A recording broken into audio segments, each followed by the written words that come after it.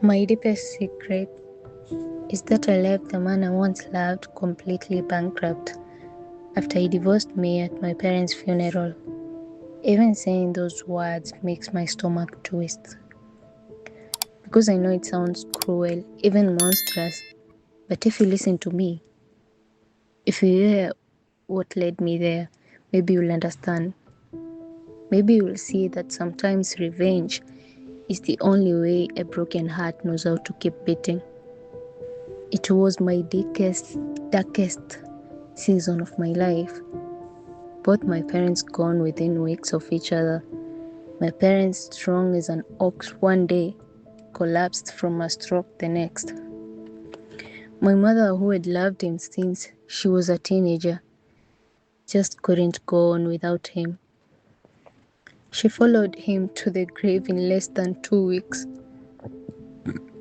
People said she died of a broken heart. I believe it. The funeral was heavy. We buried them together side by side, as if even death couldn't separate them. The hair was hot and dry, the kind of heat that sticks to your clothes. Women wailed in high-pitched voices, a chorus of grief that carried through the cemetery. I clutched my younger brother's hand so tightly my nails dug into his skin. He was sobbing like a child, even though he was 20. He leaned into me, looking for comfort I couldn't give. My own tears blurred the graves before me, but in all that sorrow, one image burns in my mind. My husband Daniel, standing apart. He wore dark sunglasses, his suit crisp, his jaw clenched as if he was annoyed to be there. No tears, no emotion. He looked like he was attending a business meeting and not my parents' funeral. I searched his face for some sign of the man I married, the man who once saw he'd stand by me through everything, but he was gone. When the final prayers were said and the mourners started drifting away, Daniel came to me. His words cut through the heavy silence like a blade. "We need to talk later." That's all he said. No hug, no comfort, no "I'm sorry for your loss," just that. Later that evening, after everyone had gone, I sat on my childhood bed. My mother's perfume still lingered on the sheets, faint but familiar. The house was quiet, too quiet. And then Daniel walked in. He closed the door behind him, leaned against it, arms crossed like a man who had rehearsed what he was about to say. "I'm leaving," he said flatly. I stared at him, waiting for him to explain. Leaving for where? Leaving to get some air? Leaving to go back to the city? "What do you mean leaving?" My voice trembled. "I mean I want a divorce," he said, calm, detached, as if he was announcing the weather. My chest tightened. I couldn't breathe. "Daniel, my parents were buried today. You can't." "I can," he interrupted, "and I will. I've been thinking about this for a long time. This isn't working. You and I, we are done."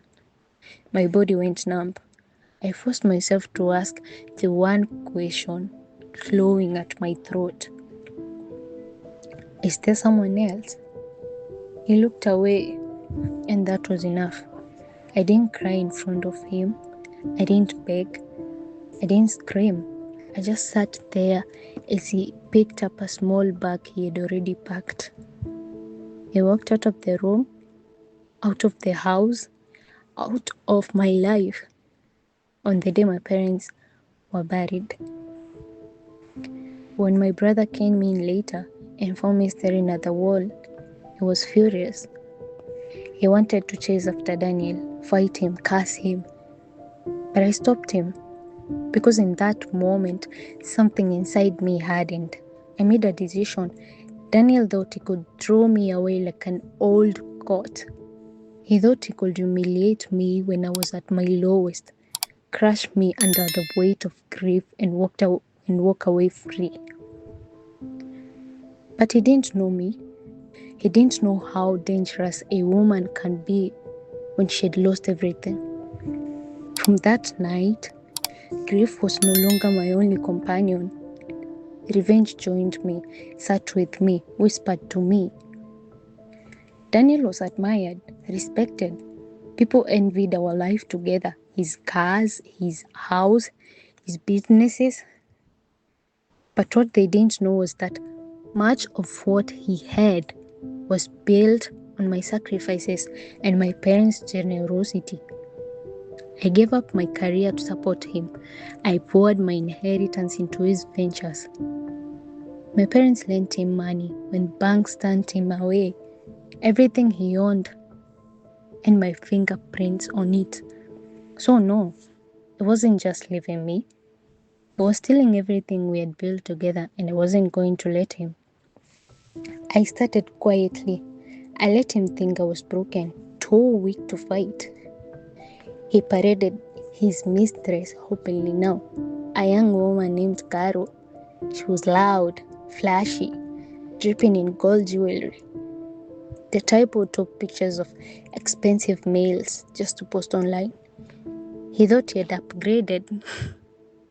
I smiled in silence because behind the closed doors, I was gathering everything I needed. I dug up receipts, bank transfers, property documents. I found records of shady loans Daniel had taken in secret. Risky gambles he thought I didn't know about.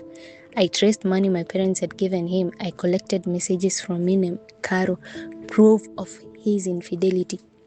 Piece by piece, I built up a wall of evidence. When I laid it all out before my lawyer, a trusted family friend, he looked at me with wide eyes. "You have enough here to destroy him," he said casually, "but this won't be easy. Men like Daniel fight dirty." I leaned forward. "Good. Let him fight. I don't want it to be easy. I want him to feel every cut, every loss, slowly." And that's how it began. First came the banks. I made sure the right documents landed on the right desks. Loans Daniel had taken hiding came due. The banks came knocking. Then came the investors. I whispered in ears, planted doubts, exposed small truth that hinted at bigger lies. Rumors of fraud, mismanagement, double dealing. Investors pulled out. His project stalled. Carol started complaining. She had signed up for champagne dinners, trips to Dubai, designer bags. Now she was getting cheap restaurants and broken promises. Neighbors heard them fighting. Her voice shrill, his voice hoarse with frustration. And then Daniel started drinking heavily. I heard from old friends that he snapped at employees, how he showed up to meetings smelling like alcohol, how he had tried to cover up his panic with arrogance. But every time he tried to rise, I was ahead of him, silently kicking him from under his feet. The final blow came with his biggest deal yet, a government tender. I knew he was planning to cut corners to grease the right palms. I made sure the right authorities got proof. Overnight, his credibility was destroyed, contracts cancelled, his name blacklisted. Daniel went from being a respected businessman to a man whispered about in shame. Partners abandoned him. Clients refused to answer his calls. By the time I was done, he was bankrupt completely. He had to sell the sleek German car he once flaunted, the very car he had gifted Caro. She left him soon after, of course. Why stay with a man who had nothing? I saw him once months later. He was walking alone on a dusty street, his clothes wrinkled, his eyes hollow, his shoulders bent. He looked like a shadow of himself. For a moment, our eyes met. I thought he might come over, shout at me, beg me, anything, but he didn't. He just looked down and walked away. And I stood there, heart pounding. I felt triumph, sweet, fairy triumph. But beneath it, I felt something else too, a hollow sadness.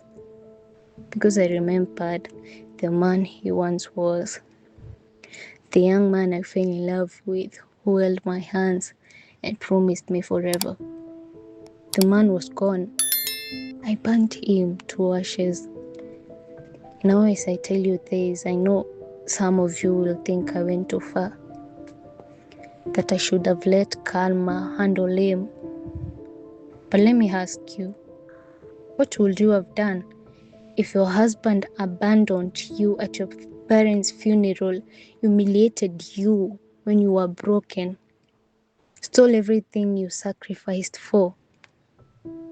Would you really have walked away quietly? I didn't destroy Daniel out of pettiness. I destroyed him because he destroyed me first. Because I needed him to feel what I felt. Helpless, powerless, abandoned.